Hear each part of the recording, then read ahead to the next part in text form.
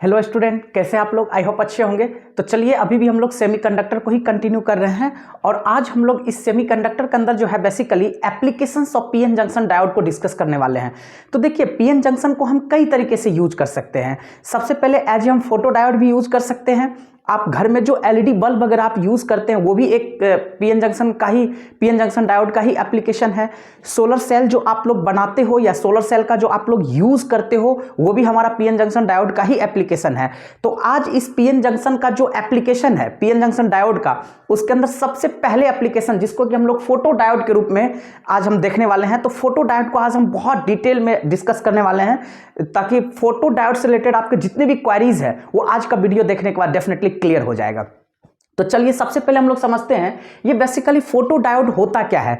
तो देखिए, मैं सबसे पहले फोटो डायोड के बारे में आपको थोड़ा सा बता देता हूं कि फोटो डायोड क्या है। ये भी एक पीएन जंक्शन डायोड ही है और ये किससे बना होता है? सेमीकंडक्टर मटेरियल से ही बना होता है। लेकिन इसके अंदर क्या होता है कि ये जो जंक्शन डायोड होता है, जो कि आप सर्किट सिंबल में देख सकते हो, ये जो पीएन जंक्शन डायोड होता है ये बेसिकली एक ट्रांसपेरेंट विंडो के अंदर होता है ताकि इसके ऊपर जो फोटोन फॉल करता है तो इजिली उसको क्या करता है, ये लाइट एनर्जी में, इलेक्ट्रिकल एनर्जी में क्या कर देता है, कन्वर्ट कर देता है। यानी कि कहीं ना कहीं ये क्या होता है, फोटो सेंसिटिव होता है काफी ज्यादा। यानी कि जो इसके ऊपर फोटोन फॉल करता है उसके प्रति, उसको डिटेक्ट करने के प्रति काफी ज्यादा ये क्या होता है, सेंसिटिव होता है। तो इसलिए मैंने इसको वर्ड में लिख भी दिया हूं कि it is a PN junction which is fabricated from a photosensitive conductor। यानी कि ये जो ट्रांसपेरेंट विंडो के अंदर होता है वो काफी ज्यादा फोटो सेंसिटिव होता है, मतलब लाइट के प्रति बहुत ज्यादा सेंसिटिव होता है। लाइट को तुरंत, यानी कि फोटोन पार्टिकल को क्या करता है, बहुत तेजी के साथ क्या करता है, डिटेक्ट करता है। एंड प्रोवाइडेड, यहां पे लिखा है with transparent window which allow light to fall on its junction। तो ट्रांसपेरेंट विंडो इसलिए होता है क्योंकि उसके ऊपर जब लाइट फॉल करेगा तो इजिली वो कहां तक पहुंच जाएगा, जंक्शन के पास पहुंच जाएगा। और ये जंक्शन किसका बना होता है, फोटो सेंसिटिव कंडक्टर का बना होता है, जो कि फोटोन के प्रति काफी ज्यादा क्या होता है, सेंसिटिव होता है। सबसे पहले आप समझिए कि ये जो फोटो डायोड होता है बेसिकली रिवर्स बायस कंडीशन के अंदर ऑपरेट होता है। तो इस पे अक्सर एक सीबीएसई में क्वेश्चन भी पूछा जाता है कि why photo diode is preferably operated under reverse bias condition. तो इसको भी आज के लेक्चर में ही हम आपको डिस्कस करके बताएंगे। बहुत ही बेहतरीन क्वेश्चन है, 100% ये 2 मार्क्स में सीबीएसई में अक्सर ये पूछा जाता है कि why photo diode is preferably operated under reverse bias condition. तो इससे तो ये क्लियर हो गया कि फोटो डायोड जब भी ऑपरेट होगा तो रिवर्स बायस के अंदर ही ऑपरेट होगा। और ऐसा क्यों होता है तो आज के लेक्चर में हम लोग समझेंगे। देखिए, सबसे पहले मैं आपको समझाता हूं कि फोटो डायोड के बारे में तो बेसिक इंट्रोडक्शन आपको क्लियर हो गया और ये इसका सर्किट सिंबल भी आप देख सकते हैं। वर्किंग को हम बहुत अच्छे से समझेंगे। तो रिवर्स बायस के अंदर ऑपरेट होता है फोटो डायोड। देखिए कैसे, अब ये इसका सर्किट डायग्राम है। आप देखिए यहां पे P और N ले लिए। ऑब्वियसली ये हमारे पास क्या है, जंक्शन है। तो इसके इस जंक्शन के ऊपर क्या हो रहा है, फोटोन फॉल कर रहा है। और आपने 12th के अंदर जो है डुअल नेचर के अंदर आपने स्टडी किया होगा कि जो भी फोटोन फॉल करता है तो हर फोटोन के पास एनर्जी क्या होता है, एच न्यू।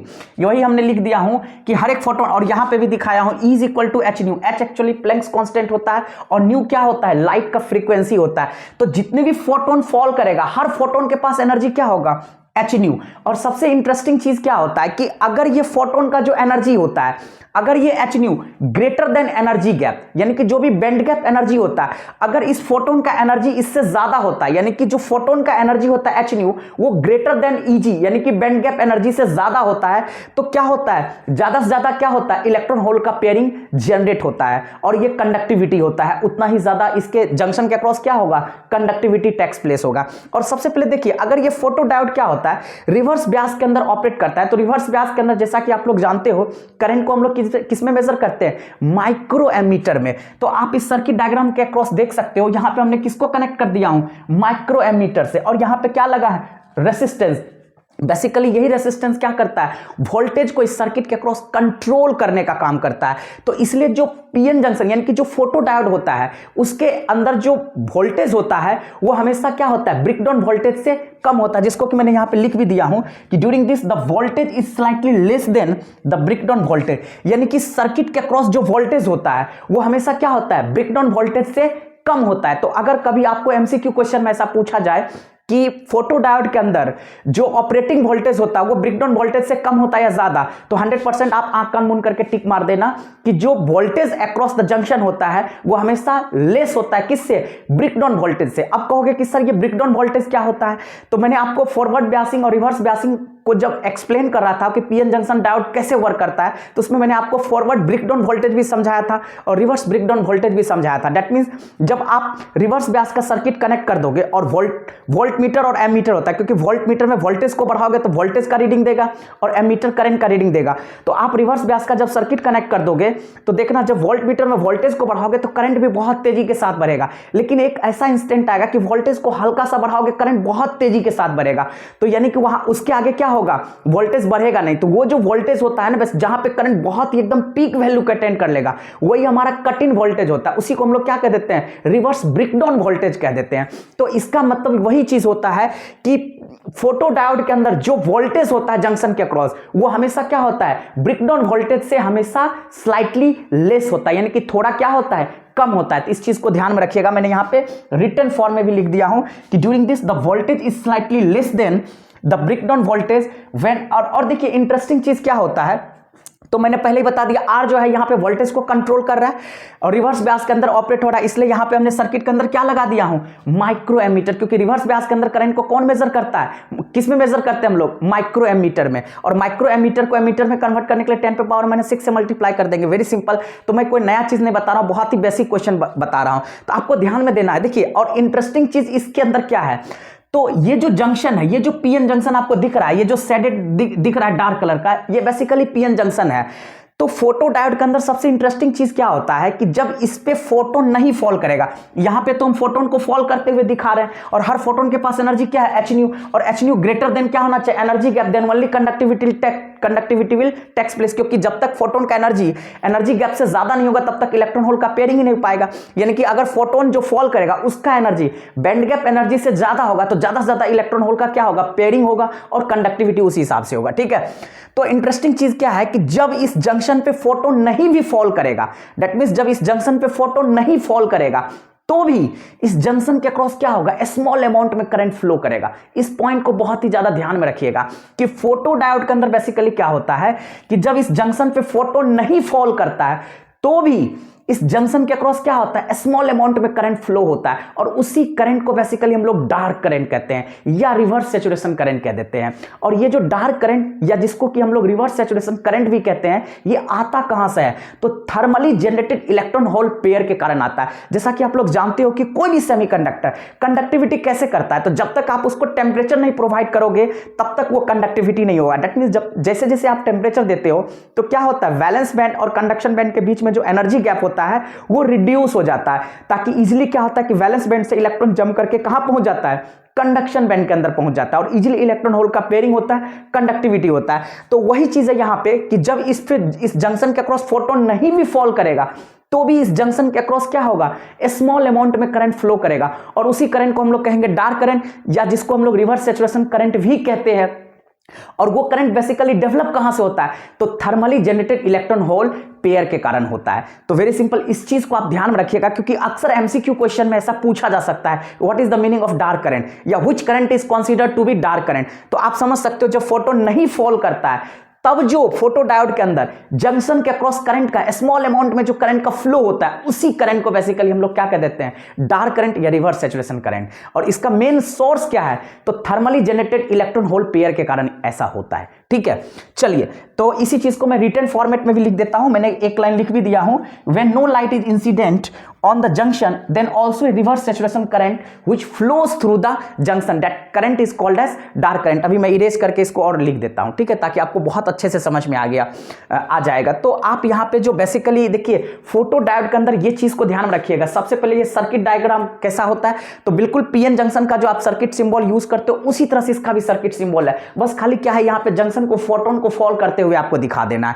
और यहाँ पे लिख देना है कि ये जो जंक्शन होता है फोटो सेंसिटिव कंडक्टर का बना होता है, और ये पूरा सिस्टम किसके अंदर होता है, ट्रांसपेरेंट विंडो के अंदर होता है, जो कि लाइट को यानी कि फोटोन को फॉल करने को क्या करता है, ये अलाउ करता है। Very simple. और हर फोटोन के पास एनर्जी क्या होता है, एच न्यू। तो इसमें कोई नया चीज नहीं है, सर्किट डायग्राम आपको यहाँ पे दिखा दिया हूं। और ये सर्किट डायग्राम कैसे है, रिवर्स ब्यास की तरह, क्योंकि आप यहाँ पे देख सकते हो रिवर्स ब्यास में क्या होता है, एन पॉजिटिव से कनेक्टेड होता है। दैट मींस जब एन एन टाइप का, यानी कि एन साइड को जब हम हायर पोटेंशियल से कनेक्ट कर देते हैं और पी साइड को जब लोअर पोटेंशियल से कनेक्ट कर देते हैं, दैट मींस एन को जब हम पॉजिटिव से कनेक्ट कर देंगे और पी को नेगेटिव से कनेक्ट कर देंगे, तो उस केस में ये पूरा पीएन जंक्शन किसके तरह वर्क करने लगेगा, रिवर्स ब्यास की तरह काम करने लगेगा। तो वेरी सिंपल, इस पे बहुत सारे लॉजिकल क्वेश्चन भी पूछा जाता है।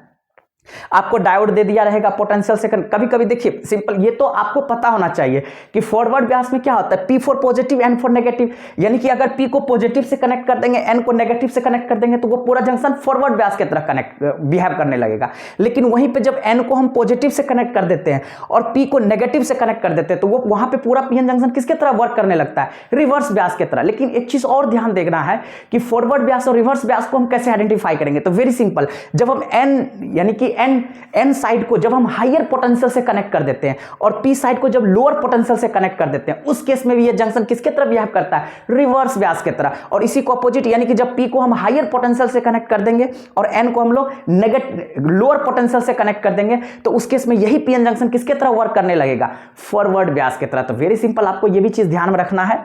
चलिए, तो सर्किट आपको समझ में आ गया होगा। मैं इरेज करके इसका मेन एक्सप्लेनेशन लिख देता हूं। The junction due to thermally generated electron hole pairs which is known as dark current. यहां तक हम आपको ऑलरेडी एक्सप्लेन कर चुके हैं।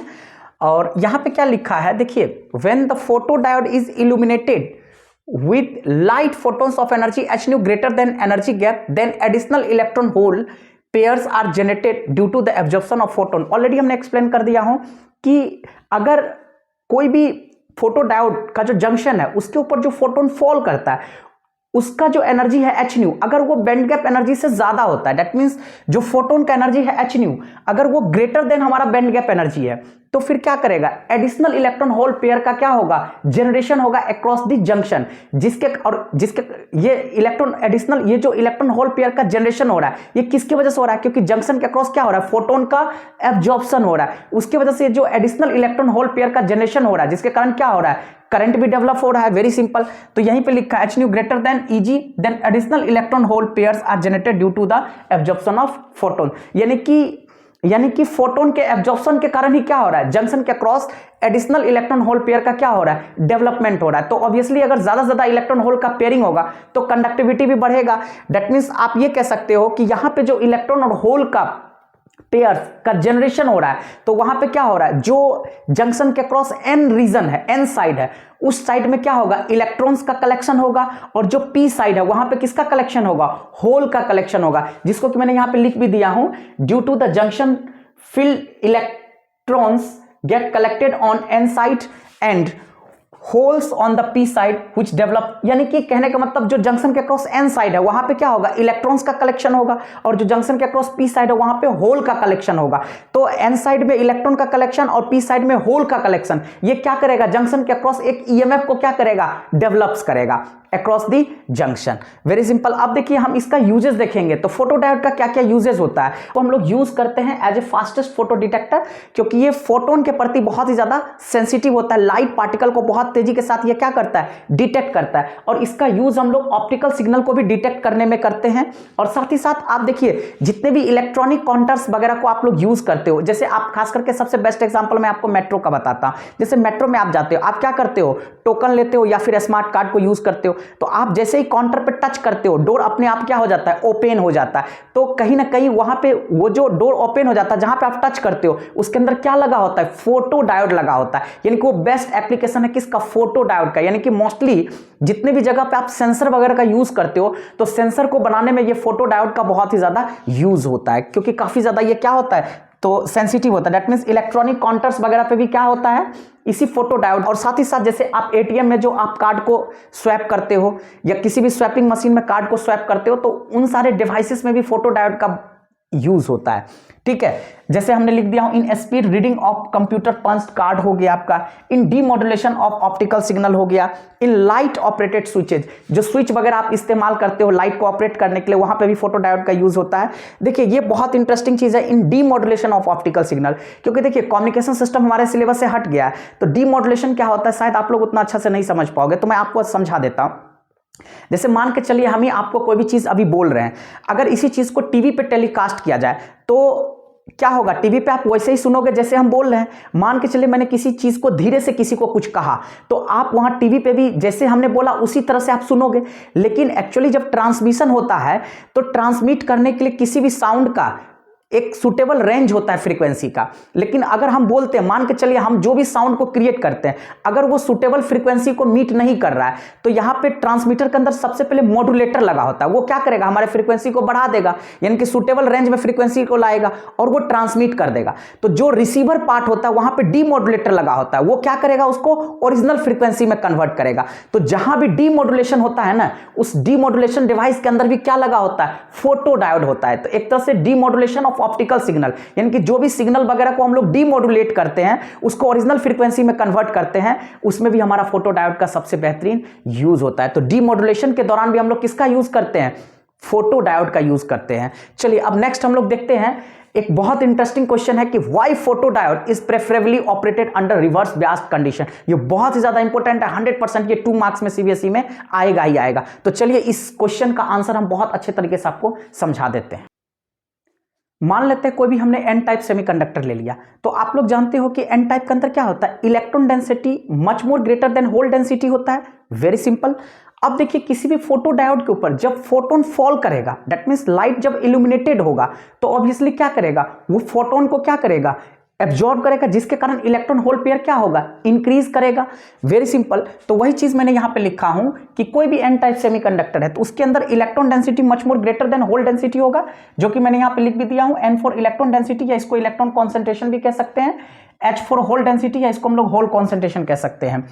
अब but when the photo diode is illuminated with light photon, यानी कि फोटो डायोड के ऊपर जब लाइट फॉल करेगा तो क्या होगा, दोनों टाइप का चार्ज कैरियर है, यानी कि जो मेजॉरिटी चार्ज कैरियर है, जो माइनॉरिटी चार्ज कैरियर है, दोनों मान लेते हैं इक्वली नंबर में क्या होता है, अगर इंक्रीज करता है, यानी कि अगर किसी फोटो डायोड के ऊपर फोटोन फॉल करेगा तो इलेक्ट्रॉन और होल का कॉन्सेंट्रेशन क्या होगा, बढ़ेगा। और मैंने मान लिया कि किसी भी फोटो डायोड के ऊपर जब फोटोन फॉल करता है तो अगर दोनों का दोनों चार्ज कैरियर इक्वल नंबर में इंक्रीज करता है, दैट मींस मैंने यहां पे लिख दिया हूं कि but when the photo diode is illuminated with light photons then both types of charge carriers increases equally in number. मतलब दैट मींस जब फोटोन फॉल किया तो इलेक्ट्रॉन और होल अगर दोनों का कॉन्सेंट्रेशन बिल्कुल, या दोनों का जो दोनों चार्ज कैरियर का जो इंक्रीजेस है वो अगर इक्वली होता है, तो हम यहां पे इसको लिख सकते हैं delta n must be equal to delta P.